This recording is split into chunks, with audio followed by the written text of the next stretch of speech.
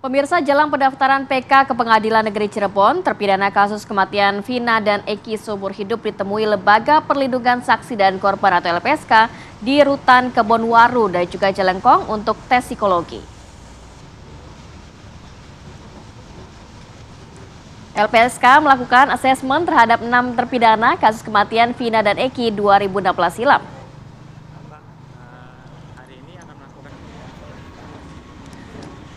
Ya, mereka diantaranya adalah Hadi Saputra, Eka Sandi, Rivaldi, dan juga Supriyanto yang berada di Rutan Kebonwaru, Kota Bandung, dan juga ada Eko serta Jaya yang berada di Lapas Jelekong, Kabupaten Bandung. LPSK juga mengasesmen di lokasi di Subang dan juga Cirebon.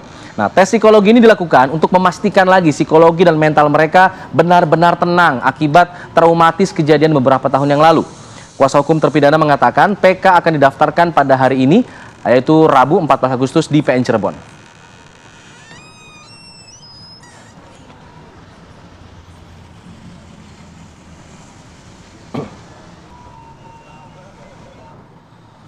Ya, Saka Tatal, mantan terpidana kasus pembunuhan Vina dan Eki ini diperiksa di Bareskrim atas laporan dugaan kesaksian palsu dari Aep dan juga Dede saat Vina dan Eki tewas di 2016 lalu. Didampingi kuasa hukumnya, Saka Tatal menjalani pemeriksaan. Saka Tatal berangkat dari rumahnya di Cirebon. Ini dengan didampingi oleh kuasa hukumnya dan juga pengawalan ketat dari Lembaga Perlindungan Saksi dan Korban. Kuasa hukum meyakini kesaksian Aep dan juga Dede saat itu palsu dan meyakini bahwa kematian Vina dan Eki disebabkan oleh kecelakaan. Menurut mereka bahwa Vina dan Eki tidak berdasarkan scientific crime investigation dan memiliki celah untuk peninjauan kembali dapat dikabulkan.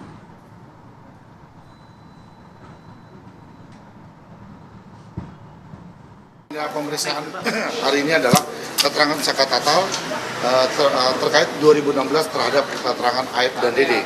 Jadi kita sudah bilang juga kepada Saka Tatal untuk kooperatif apa yang ditanyakan oleh penyidik dan membongkar semua peristiwa yang terjadi 2016 seperti apa. Karena keterangan Dede dan Aep itu kita lihat bahwa dia pun juga tidak menyaksikan terhadap kasus pembunuhan dan pemerkosaan. Jadi kasus dari keterangan Dede ini mengakibatkan 7 terpidana hidup dan Saka Tatal dihukum 8 tahun penjara. Maka dari itu, keterangan Dede dan Aep inilah bersumber dari awal. Dia faktanya, dia tidak melihat kasus terjadinya pembunuhan dengan pemerkosaan. Maka kita akan lihat kan perkembangan seperti apa nantinya. Saka Tatal sudah siapkan.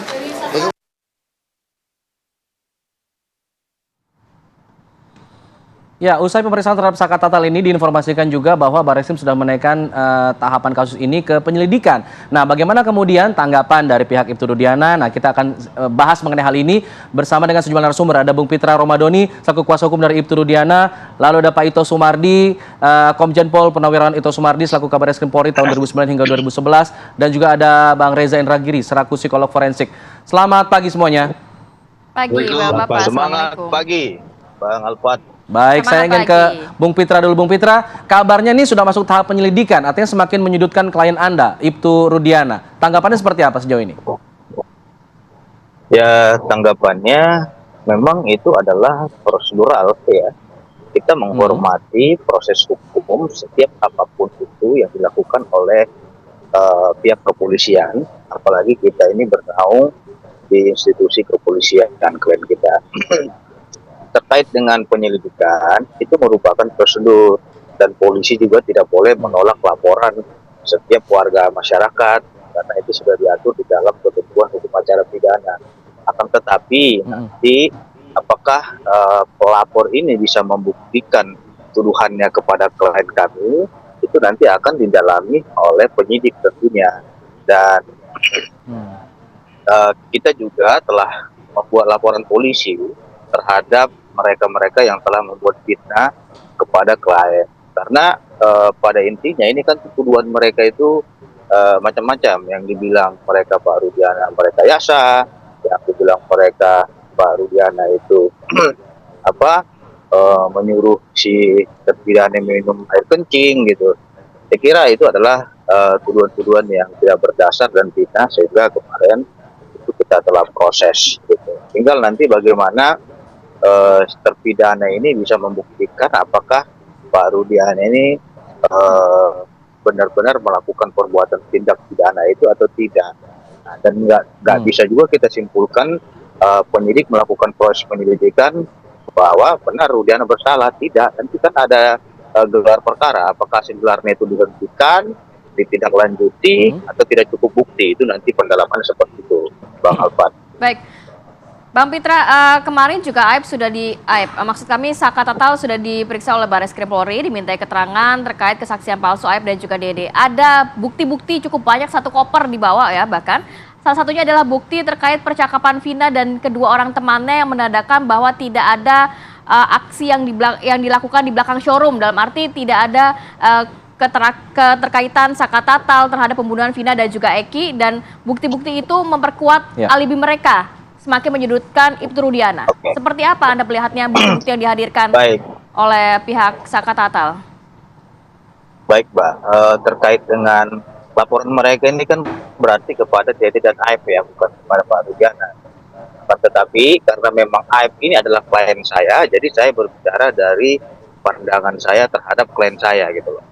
Nah, terkait dengan Aib yang katanya itu tidak benar keterangannya, ya, saya sudah tanya langsung kepada klien saya, yaitu Aib, apakah keterangannya itu konsisten atau tidak, kan gitu. Apakah keterangannya itu yang pernah ia berikan di kepolisian maupun di pengadilan itu benar atau tidak. Dia menegaskan itu bahwasanya keterangan dia itu benar.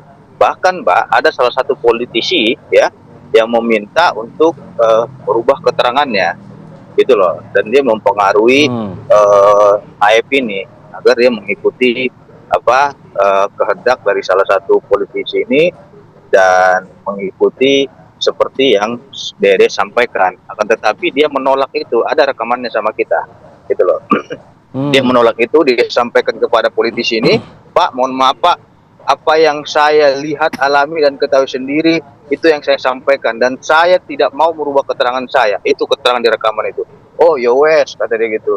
Kalau seperti itu nanti kamu akan dilaga aja di pengadilan, kata. Ini kan udah mengancam juga nih, apa kepentingan daripada seorang politisi ini melakukan tindakan-tindakan yang menurut saya di luar kewenangan dia selaku penyelidik, karena dia kan bukan penyidik juga gitu, tapi dia sampai mempengaruhi saksi-saksi ini yang kita sesalkan seperti itu, Bung Alfani. Baik, saya ingin ke Pak Ito. Pak Ito, ini kan kasusnya kabarnya sudah naik ke penyelidikan. Nah, dengan selama ini juga statusnya dari Ibtu Rudiana juga masih sebagai perwira aktif begitu. Apakah kemudian perlu di sini untuk kemudian Mabes Polri menonaktifkan dulu Ibtu Rudiana dari jabatannya agar kemudian penyelidikan ini berjalan dengan lebih lancar? Tapi dijawab usai jeda ya, Pak Ito ya, karena kita harus jeda dulu. Kita kembali saat lagi, usai jeda kami kembali. Tetap di sini di Apa Kabar Indonesia Pagi. Saya langsung melanjutkan ke Pak Ito. Pak Ito, perlukah kemudian Mabes Polri menonaktifkan dulu jabatan Ibtu Rudiana sebagai Kapolsek agar kemudian penyelidikan ini berjalan lebih lancar, Pak Ito? Baik, terima kasih Mas Afan. Pertama perlu kita ketahui bersama, tadi sebagaimana disampaikan oleh Bang Pitra, bahwa Polri itu tidak boleh menolak setiap laporan, dan apalagi laporan itu menyangkut masalah tindak pidana. Itu diatur dalam Peraturan Kapolri nomor 6 tahun 2019 ya. Itu ada prosesnya, proses penyelidikan, kemudian nanti dari saksi-saksi ini termasuk buktinya akan diklarifikasi. Apakah bukti atau keterangan saksi ini layak atau relevan untuk dijadikan alat bukti terhadap tuduhan yang disampaikan. Nah, terkait dengan Rudiana, karena dia adalah anggota polisi aktif, itu dalam Peraturan Kepolisian nomor 7 tahun 2022, itu disampaikan bahwa setiap anggota yang diduga terkait dengan permasalahan hukum, maka yang bersangkutan itu sementara akan dinonaktifkan dari jabatannya, bukan dari status kepolisiannya, karena itu kan diatur dalam Peraturan Kepolisian nomor 7 tahun 2022 tadi. Jadi saat ini Rudiana sudah tidak menjabat sebagai Kepala Kapolsek, sehingga memudahkan untuk pemanggilan. Tadi ada yang menarik adalah bukti-bukti yang disampaikan. Selama ini beredar bahwa ada kesan seolah-olah bukti itu sudah dianggap sebagai bukti yang tidak terbantahkan. Padahal menurut ketentuan, bukti-bukti itu tentunya harus dilakukan pendalaman oleh orang yang benar-benar ahli. Contohnya ada beberapa mengatakan ini pasti kecelakaan lalu lintas. Saya pertanyakan statusnya, ya, karena yang bisa menyatakan itu adalah memang betul-betul ahli-ahli yang memang memiliki sertifikasi dan pengetahuan di bidang kecelakaan lalu lintas. Kemudian masalah forensik.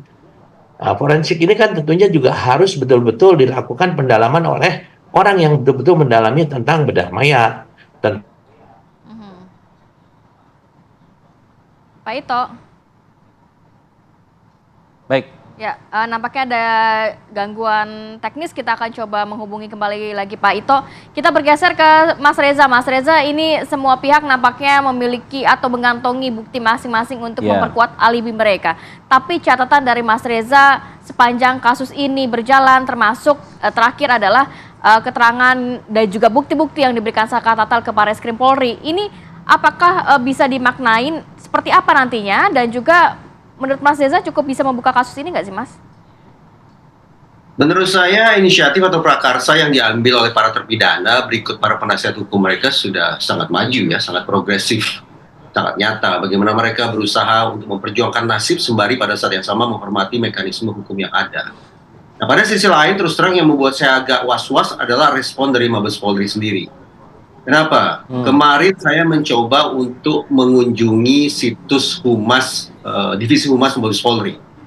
Sayang beribu sayang, ternyata pemberitaan berarti sikap dari Mabes Polri terkait dengan kasus Cirebon terakhir kali muncul pada tanggal 23 Juni 2024. Selepas itu sampai sekarang belum ada pernyataan apapun, belum ada pemberitaan apapun yang merupakan entah itu langkah maju atau langkah mundur atau langkah di tempat terkait dengan bagaimana sesungguhnya Mabes Polri sudah menindaklanjuti berbagai macam respon masyarakat dan laporan dari para pelapor. Nah, kemudian saya juga mencoba untuk menghubungi nomor hotline yang disediakan oleh Polda Jabar beberapa bulan silam. Hotline ini disediakan atau diadakan khusus untuk menampung masukan, informasi, pertanyaan, atau komunikasi apapun dari masyarakat terkait dengan kasus Cirebon 2016. Ternyata sekali tiga uang, WhatsApp yang sudah saya kirim ke nomor hotline Polda Jabar pun sama sekali tidak direspon, bahkan hingga beberapa detik yang lalu. Nah, rangkaian sebutlah gestur sedemikian rupa memang memberikan alasan bagi kita untuk khawatir bahwa adakah kemungkinan kasus Cirebon 2016 serta segala sengkarut yang ada di dalamnya tidak lagi masuk dalam prioritas kerja Polri.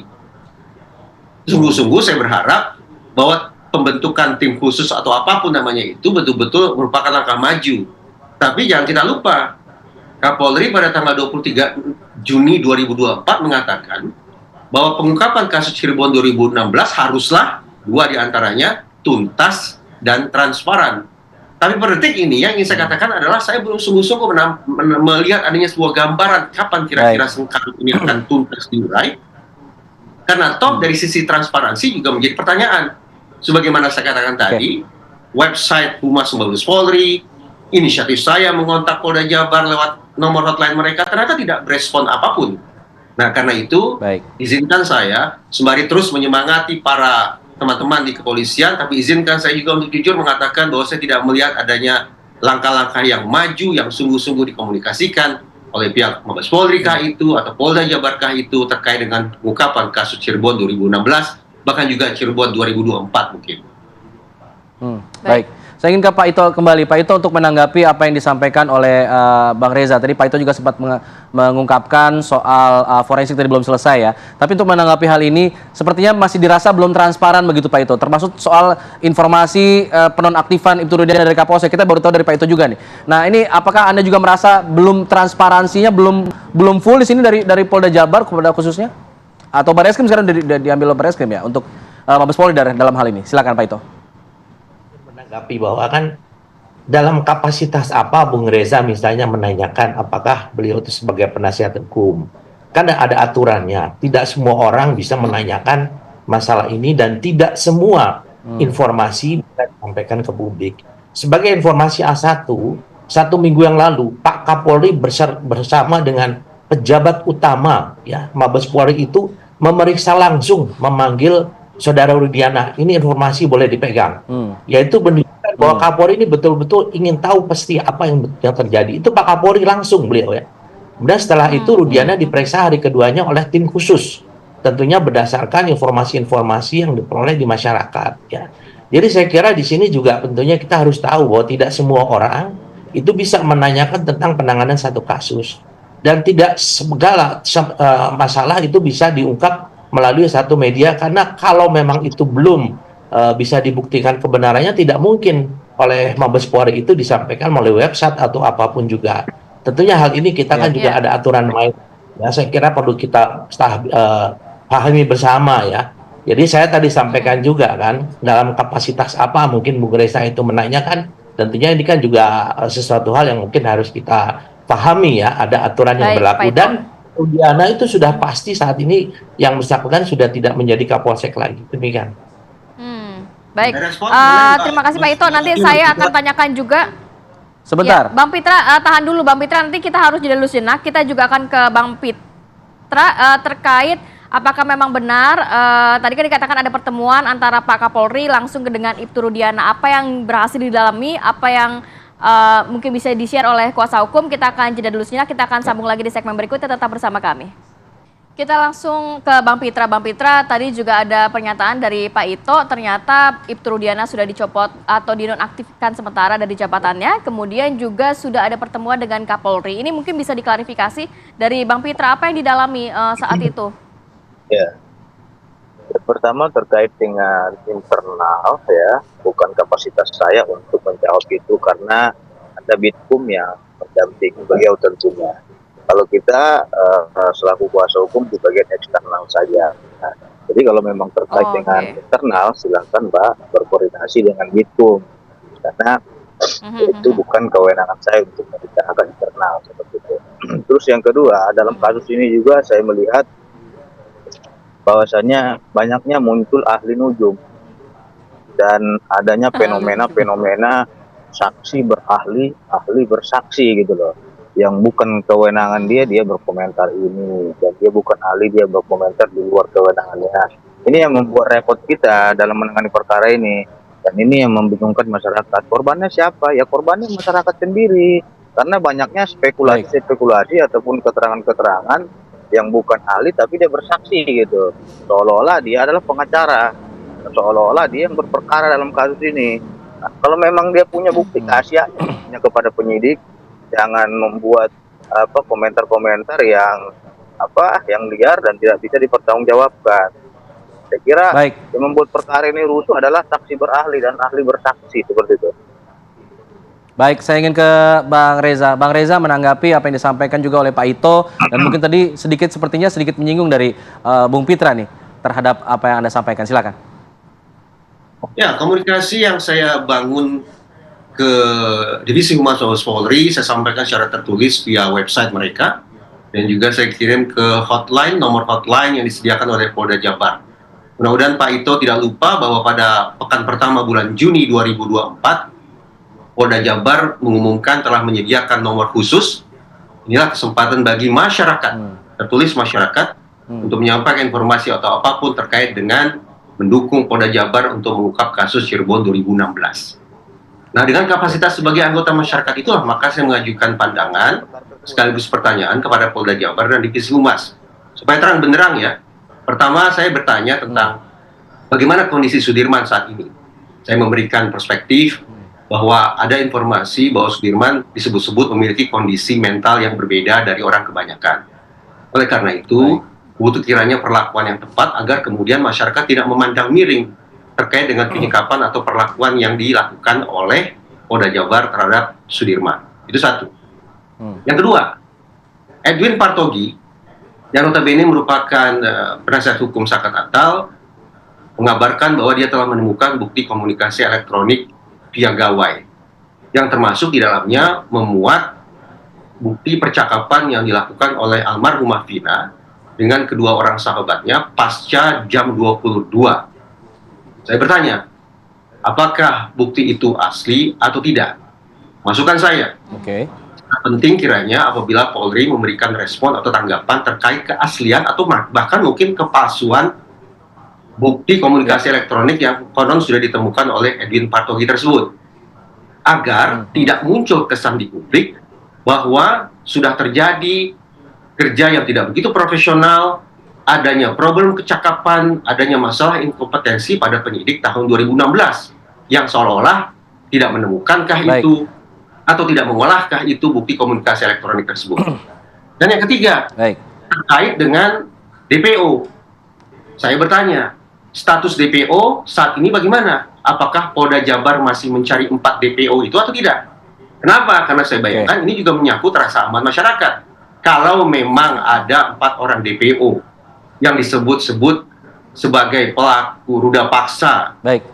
dan juga pelaku pembunuhan, maka demi menjamin rasa aman masyarakat, bukankah seharusnya 4 DPO tersebut terus dicari? Itu 3 poin yang Baik, Pak coba Reza. saya sampaikan ke nomor hotline Polda Jabar dan website Divisi Humas Mabes Ya. Polri dalam kapasitas saya sebagai anggota masyarakat. Oke.